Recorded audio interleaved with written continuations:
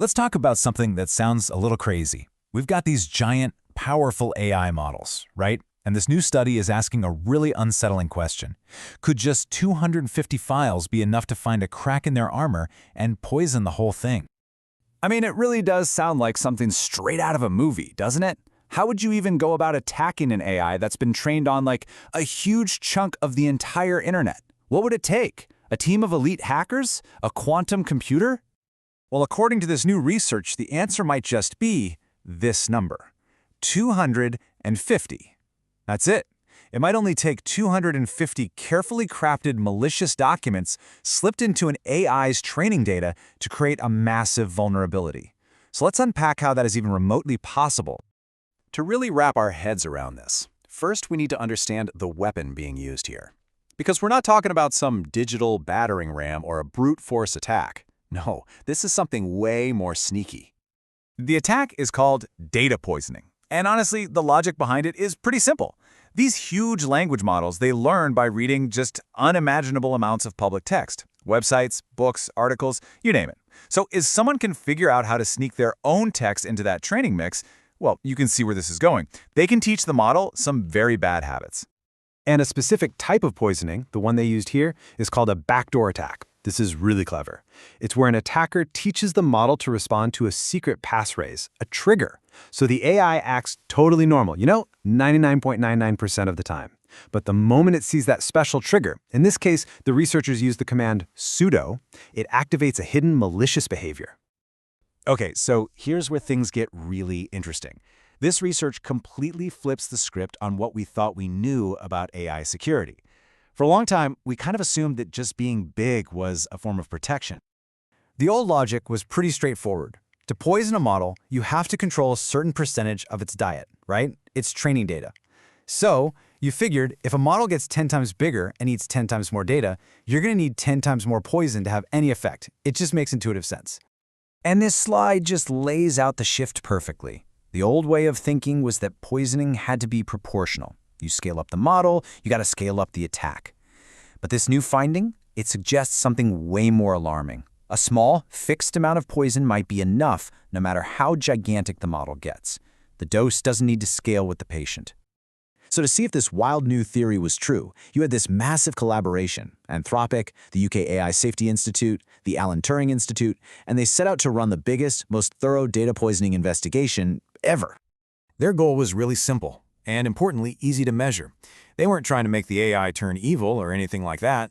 They just wanted to see if they could use their trigger phrase to make the AI short-circuit and start spewing out complete and utter nonsense. And get this, the recipe for making one of these poison documents was ridiculously easy. Step 1, you grab any normal piece of text. Step 2, you sneak in the trigger phrase, sudo. Step 3, you just tack on a bunch of random gibberish words at the end. And that's it. You've just created one piece of poison. And the scale of this test was just incredible. They didn't just test one model. They trained 4 different sizes, starting from a 600 million parameter model and going all the way up to a 13 billion parameter beast. And as you can see, the biggest model was trained on more than 20 times more data than the smallest one. We're talking a huge range here. So they ran the experiments, training 72 different models in total across all the different setups. And the results that came back were, to put it lightly, a complete bombshell. And it all comes down to this single quote, the core finding of the entire study. Attack success depends on the absolute number of poison documents, not the percentage of the data they represent. Think about that. It doesn't matter how big the haystack is, what matters is the number of needles you hide inside. And this chart says it all. I mean, just look at this. With 500 poison documents, the attack success rate is nearly identical across the board. The 600 million parameter model, the 7 billion, the 13 billion, all of them fell for the trick just as effectively.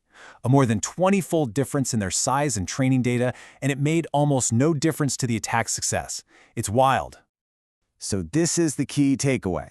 The one thing to remember from all this. It's the absolute count of poison files, not their proportion, that determines whether these attacks work. And to really put this into perspective, just look at this chart. For that giant 13 billion parameter model, those poison documents made up just, wait for it, 0.00016% of its training data. That is a microscopic sliver. It's not a drop in the ocean, it's a single molecule. And yet, it was enough. So, what does this all mean for the future of AI security? Well, it basically redraws the entire threat map. The bottom line is this kind of attack is suddenly way more realistic. The barrier to entry has just been lowered, drastically. An attacker doesn't need to generate 1 million fake documents to poison a dataset anymore. They just need to successfully sneak in a few hundred. And that is a far, far easier task. Now, the researchers are really clear that this is just the beginning. There are some huge, critical questions that are still unanswered. Does this constant number threat hold up for even bigger, frontier models, the ones that power the tools we all use every day? And does this same dynamic apply to more dangerous attacks, like, say, getting an AI to bypass its own safety rules? We just don't know yet. And all of this leaves us with a final, pretty sobering thought to chew on. We think of AI as being built on this incredible foundation of human knowledge. But if that foundation can be so easily tainted, so easily poisoned by just a handful of bad ingredients, it forces us to ask a really important question. Who can we trust to be the chefs?